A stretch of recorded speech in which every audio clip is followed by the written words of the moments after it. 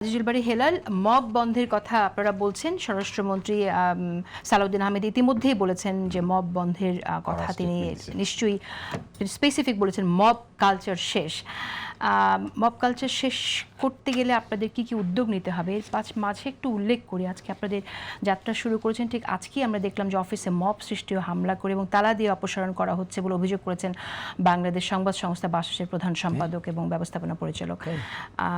আমি একটু শুনতে চাই আসলে মানে আপনারা কি উদ্যোগ নেবেন এবং এই ধরনের আপনার আজকে এই ঘোষণাটা দেওয়া হলো, আবার আজকেই তাকে তার অফিসে মব করা হচ্ছে। যদি না চায় সরকার তাকে রাখতে পরিবর্তন করা হবে, কিন্তু কেন অফিসে তালা বন্ধ করে হামলা মব সৃষ্টি কেন করা হবে? দেখেন, আমাদের প্রাইম মিনিস্টার আমাদের যখন সংসদীয় বৈঠকের পরে উনি যখন শপথ নিলেন তখন কিন্তু বলেছেন যে কোনো জুলুমকারীকে বরদাস্ত করা হবে না। বরদাস্ত শব্দটা ব্যবহার করছেন, মানে খুবই এমফাসাইজ দিল যে জুলুম সহ্য করা হবে না। এখন বাসসে যে ঘটনাটা ঘটেছে, এইখানে যারা মব করেছে তাদেরকে অবশ্যই গ্রেফতার করা হবে, শাস্তি দেওয়া হবে।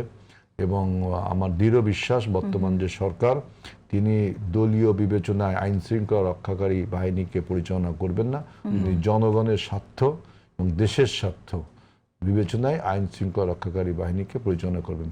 যারা মব সৃষ্টি করেছে এই বাসসে, যা বলছে বাসসেই তো বলছেন, তাদের কোনো দলীয় পরিচয়, এই মবদের কোনো দলীয় পরিচয় নেই। তাদের একটাই পরিচয়, তারা ওই মব স্টার, আর কোনো এদের কোনো দলীয় পরিচয় নেই। ওইটাকে আপনি বিএনপি না জামাত না এনসিপি এটা বলতে হবে না, ওরা সন্ত্রাসী, তারা মব সৃষ্টি করবে। এই বিবেচনায় বিএনপি এটা হ্যান্ডেল করবে।